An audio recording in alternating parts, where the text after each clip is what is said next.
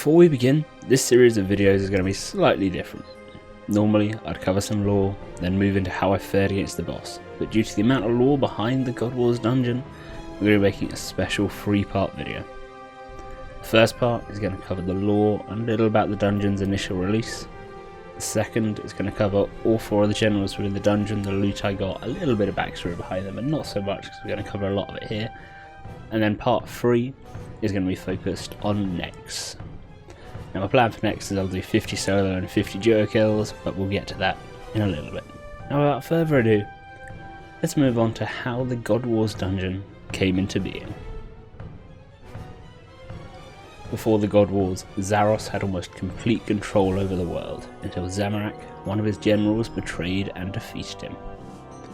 This brought to a start the Third Age of Gielinor, and a war that would last thousands of years as various gods fought for total control. Zamorak took control over all of the previously Zerosian forces and attempted to remove all traces of Zaros from Gielinor. Many gods joined the fight, and over the course of the war, endless races and species vanished, some transforming beyond recognition, others hiding until it all blew over. The last 4 gods with claims in the war was Saradomin, Zamorak, Armadyl and Bandos.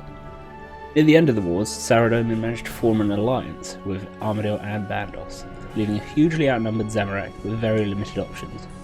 He chose to abuse the power of the Stone of Jazz, trying to kill all of the opposing forces.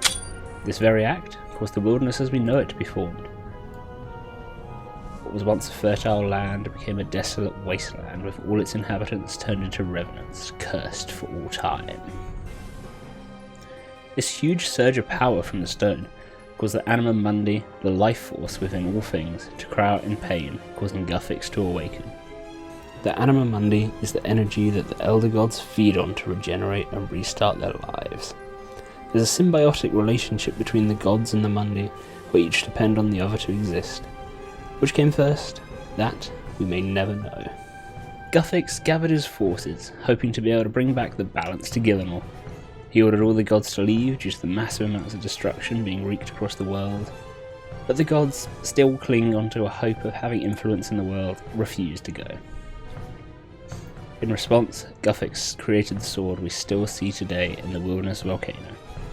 This prevents any major gods from stepping foot back on Gielinor until the sword falls, and the gods were banished from physically interfering, but they could still hear the prayers and manipulate their followers' minds from afar. This act effectively led to the end of the main destructive wars and brought a period of relative peace to Gielinor. So now you might be wondering, how does the dungeon tie into all this? Well, it was originally created as a prison for the Zerosian general Nex by a group of Saradomin followers, and then they built a temple around it called the Temple of Lost Ancients. Once Zamorak had formed his huge army, the Saradomin-led alliance devised a plan to defeat him, and created the God Sword, a weapon designed to slay a god.